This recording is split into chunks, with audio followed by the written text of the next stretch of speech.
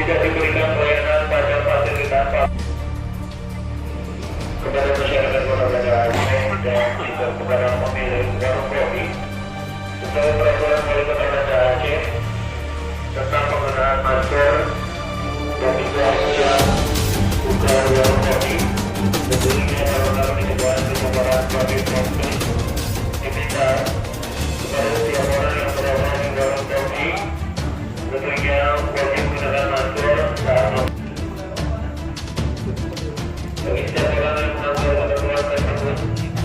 Apabila tidak menggunakan masker, nantinya akan disanksi berupa peringatan tertulis dan juga penjara identitas. Dan kedua, tidak diberikan pelayanan pada fasilitas publik.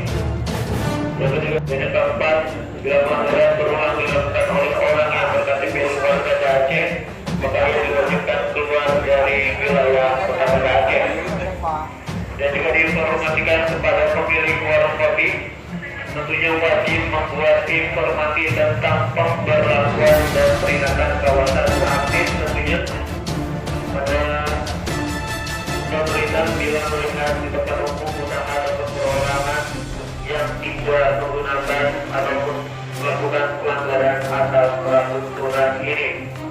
Demikian informasi yang kami sampaikan untuk dapat dimengerti. Wassalamualaikum warahmatullahi wabarakatuh.